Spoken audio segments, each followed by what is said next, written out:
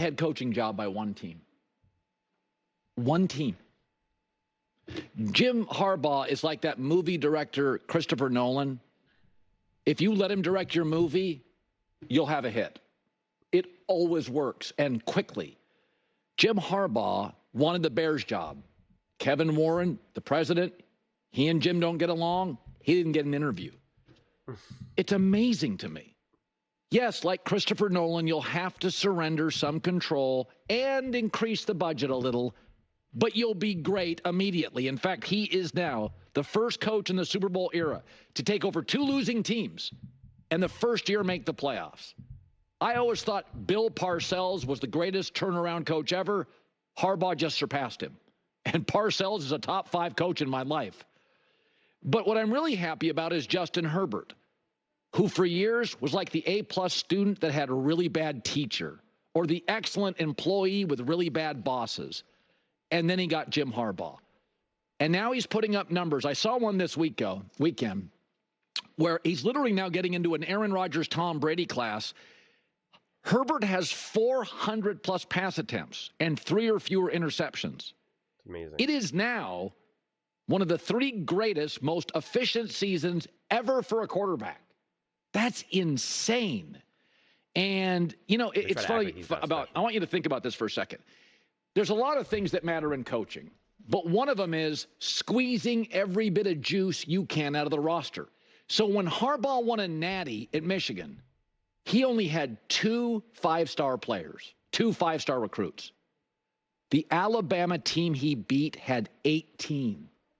The Georgia team that won the natty the year before had 15. He had 2.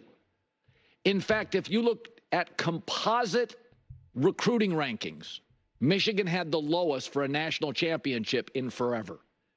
And this Charger team needs another running back in the draft, needs another tight end in the draft, needs another receiver or 2 in the draft. Ladd McConkey, I love him. He's more of a 1A or a 2, not a 1.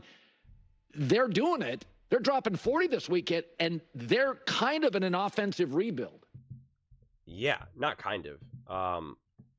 This was never about this year, which is why I always thought it was so disingenuous when people were trying to be like, he has to be able to win big games, this, that. And it's like, look at the teams that he's had. And whoever was commentating that game, I don't even know who it was. I don't even care. But they were like, that was just a bunch of nonsense. Well, I mean, at one point in the broadcast, they were like, you know, people talk about Justin Herbert as being this top quarterback, but, you know, he's got to have some of these big wins, and he just doesn't have it. You know, is that fair criticism? And the other guy was like, I think it is fair. And it's like, what are you talking about? What are you talking about? This team has been run so poorly with awful coaching and players that were in and out of the lineup. Like, what are you talking about? It's just such insanity. Nothing drives me crazier than inaccurately putting this weight on certain players, like they should be able to overcome these things, or that all things are equal. Like it's not. It's just not. Jalen Hurts with the Philadelphia Eagles has been infinitely more supported. Patrick Mahomes and the Kansas City Chiefs has been infinitely more supported.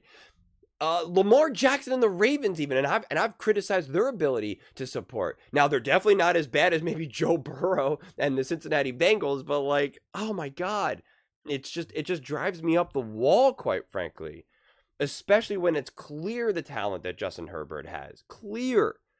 And what's exciting is that this is the worst the Chargers are going to be with this Herbert-Harbaugh duo. This is the worst they're going to be. And look how quickly Harbaugh turned this around. Just like that. He does need another draft and another free agency.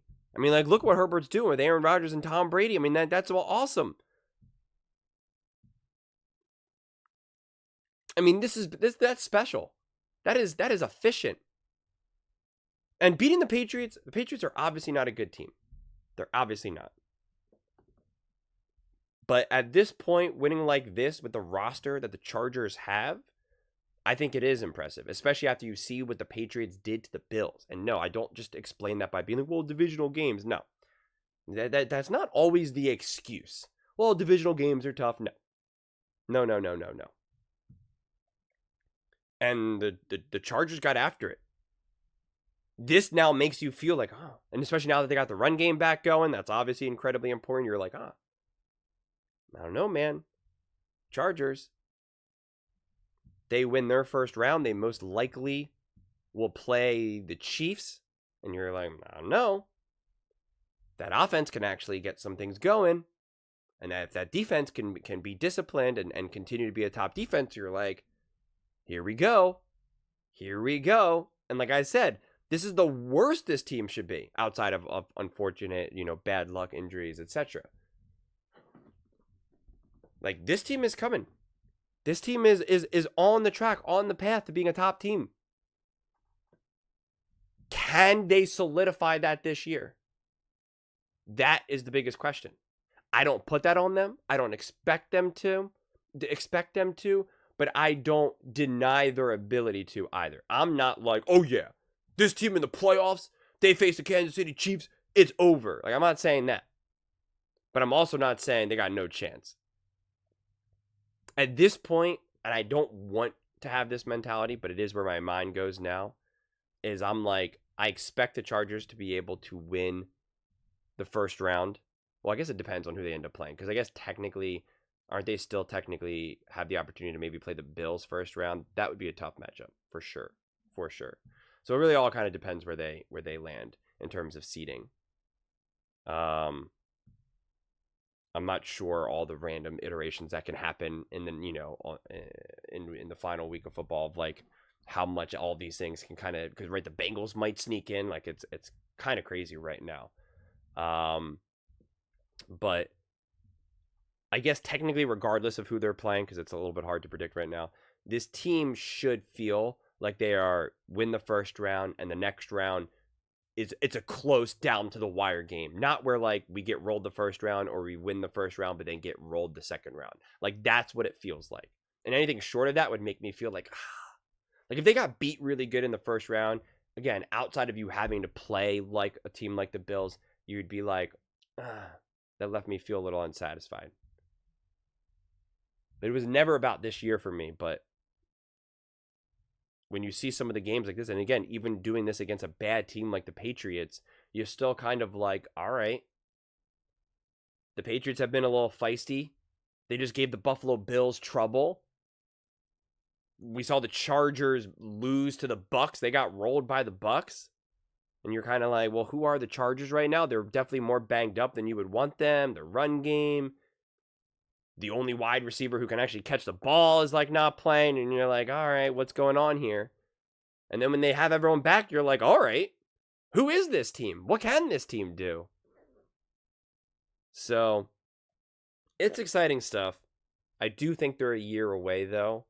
But I do think that there's potential this season. And unfortunately, Sam Darnold and the Minnesota Vikings kind of usurped this, but I kept saying again and again and again before the season even started, Justin Herbert and Harbaugh, that duo is going to be proof how much a coach really matters to a quarterback and for a franchise. And I was like, this will be the best example because they're going to turn it around. They're going to like be competing for Super Bowls, and it's going to be the perfect example of why a coach matters so much for even great elite top quarterbacks in the NFL.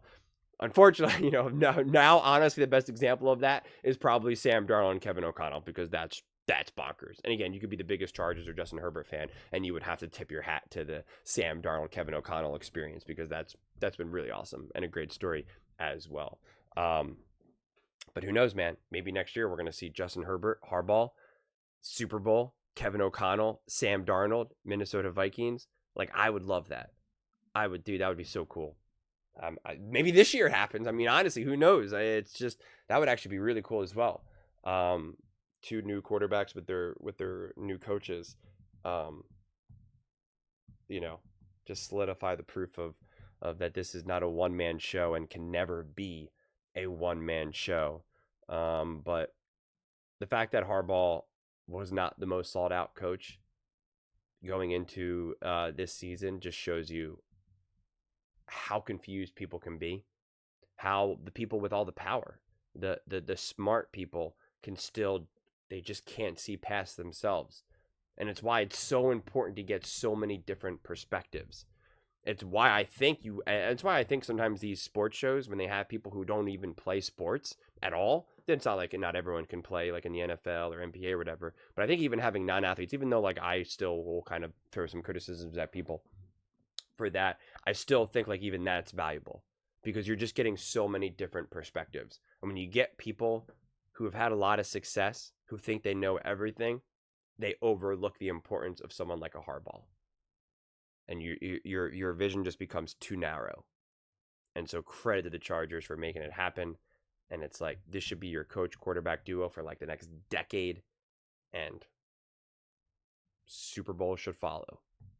They should, as long as the football gods are favorable, it's like, here we come. And this season is proof of that. Next year,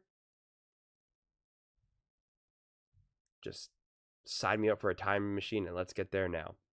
But those are just my thoughts. I'd absolutely love to hear yours. What do you guys all think about the Chargers and Harbaugh? How quickly this has changed in the first year? Let me know in the comments below. I read every single comment. So whether you agree with me or disagree with me, either way, let's get in some discussions. Let's get in some fights. But ultimately, let's just have some fun.